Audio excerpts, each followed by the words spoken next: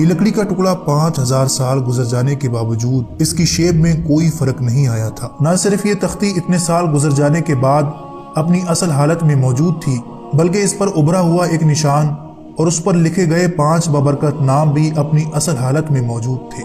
نامعلوم زبان میں لکھے گئے یہ نام اور اس کے نیچے لکھی گئی ایک تحریر جس کا مطلب کوئی نہیں جانتا تھا۔ ان تحریر کردہ ناموں میں سے ایک نام حضرت محمد صلی اللہ علیہ وسلم کا تھا، جبکہ باقی 4 نام کس کے تھے اور اس پر لکھی گئی اس قدیم زبان کا کیا مطلب تھا کوئی نہیں جانتا تھا۔ آخر روس کے آرکیولوجسٹ نے جب اس تختی پر ریسرچ کی تو یہ جان کر حیران رہ گئے کہ اس تحریر کو اس زبان میں لکھا گیا ہے جو زبان بہت وقت پہلے ہماری زمین پر بولی جاتی تھی۔ سال 1953 میں روس کی گورنمنٹ نے اپنے ماہر سائنسدانوں کو اس زبان کو جاننے کا ٹاسک دیا۔ پورے 8 مہینے اسٹڈی کرنے کے بعد آخرکار روس کے آرکیولوجسٹ نے ان ناموں اور اس تحریر کا مطلب جاننے میں کامیاب ہو گئے، اور جب ان ناموں اور اس تحریر کا مطلب انگلش زبان میں شائع کیا گیا تو تمام لوگ حیران رہ گئے۔ آخر روس کے آرکیولوجسٹ کو اس لکڑی کے ٹکڑے میں ایسا کیا ملا اور وہ 4 نام کس کے تھے اور اس تختی کو حضرت نوح علیہ السلام کی کشتی میں کیوں لگایا گیا تھا، یہ سب جاننے کے لیے اس ویڈیو کو اینڈ تک ضرور دیکھیے گا۔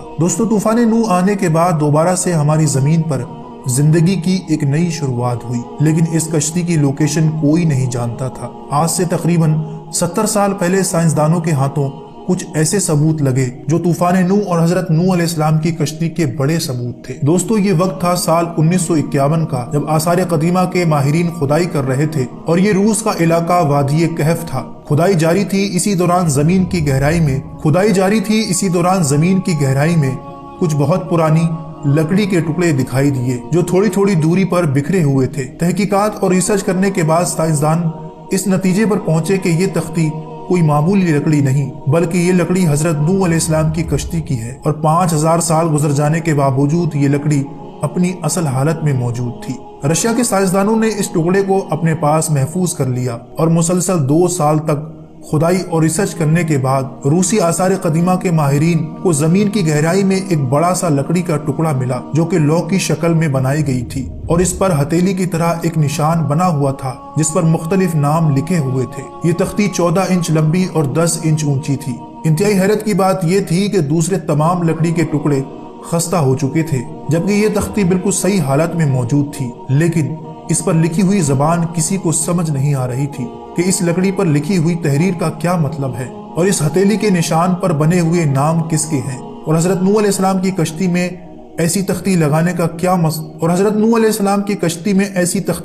کا کیا مقصد ہو سکتا ہے۔ ان تمام سوالات کے جواب حاصل کرنے کے لیے روس کی حکومت نے 7 لوگوں کی ایک ٹیم تیار کی۔ اس ٹیم میں آثار قدیمہ کے بہترین آرکیولوجسٹ اور ہسٹورین شامل تھے۔ تختی پر لوگوں نے 8 مہینوں تک کام کیا اور ریسرچ کرنے کے بعد اپنی رپورٹ شائع کی، جس میں یہ تختی حضرت نوح علیہ السلام کی کشتی کے ملنے والے دیگر حصوں میں سے ایک تھی۔ یہ اتنی ہی پرانی تھی جتنی حضرت نوح علیہ السلام کی کشتی۔ اس تختی کی سب سے حیران کرنے والی بات یہ تھی کہ اس پر لکھی ہوئی تحریر اور نام بآسانی پڑھے جا سکتے تھے۔ یہ تحریر شامی زبان میں تھی جسے اللغات کہا جاتا ہے، اور اس تختی کو حضرت نوح علیہ السلام نے طوفان آنے سے پہلے اپنی کشتی میں رکھ دیا تھا۔ ایسا اس لیے کیا گیا تھا تاکہ اس تختی کی برکت سے حضرت نوح علیہ السلام اور وہ کشتی طوفان سے محفوظ رہیں۔ ان تحریروں کو انگلینڈ کی مینچسٹر یونیورسٹی کے پروفیسر میکس ایو نے انگلش میں ترجمہ کیا، جو پرانی زبانوں کے جاننے کا پروفیسر تھا۔ اصل میں اس تختی کے اوپر ایک دعا لکھی ہوئی تھی جس کا ترجمہ کچھ یوں تھا: اے میرے خدا،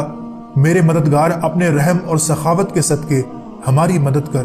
ان مبارک ہستیوں محمد، ایلیا، شوپر، شپیر اور فاطمہ جو کہ عظیم اور بابرکت ہیں، جن ہستیوں کے لیے یہ کائنات بنی، ان کے مبارک ناموں کے خاطر ہماری مدد کر، بے شک تو ہی سیدھا راستہ دکھانے والا ہے۔ دوستو، آپ سوچ رہے ہوں گے کہ محمد صلی اللہ علیہ وسلم کے ساتھ لکھے ہوئے یہ 3 نام ایلیا، شاپر، شپیر کس کے نام ہیں؟ تو آپ کو بتاتے چلیں کہ شامی زبان میں ایلیا علی کو کہتے ہیں، جبکہ دوسرے 2 ناموں کا مطلب حسن اور حسین ہے، اور اس تختی کو کشتی میں لگانے کا مقصد حضور صلی اللہ علیہ وسلم کے نام کی برکت سے اللہ کی مدد اور حفاظت کو حاصل کرنا تھا۔ دوستو، اللہ تبارک و تعالیٰ نے انسانوں کی ہدایت کے لیے دنیا میں 1,24,000 انبیاء اور پیغمبر مبعوث فرمائے، جن میں سے ایک نبی حضرت نوح علیہ السلام بھی تھے۔ آپ نے 900 سال تک اپنی قوم کی تبلیغ فرمائی اور لوگوں کو اللہ کی وحدانیت کی طرف بلایا، لیکن सिर्फ 80 लोग ही आप पर ईमान ला सके। जब हजरत नूह अलैहिस्सलाम अपनी कौम से मायूस हो गए तो अल्लाह तबारक व तआला ने हजरत नूह अलैहिस्सलाम को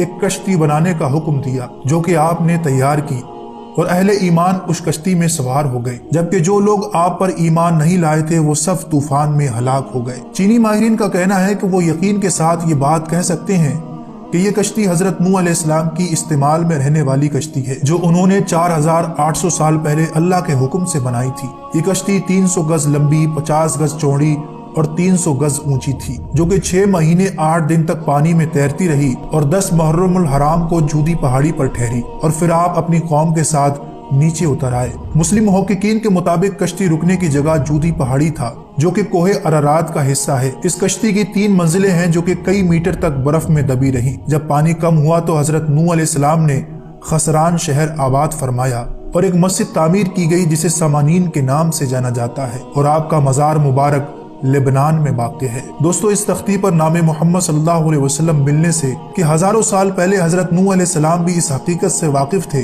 कि हजरत मोहम्मद सल्लल्लाहु अलैहि वसल्लम और उनकी अहले बैत अल्लाह ताला के नजदीक किस कदर महबूब हैं। उम्मीद करते हैं ये इंफॉर्मेशन भरा वीडियो आपको पसंद आया होगा। अपनी कीमती राय कमेंट बॉक्स में जरूर दें और ऐसी वीडियो देखने के लिए हमारे चैनल को सब्सक्राइब जरूर कीजिए।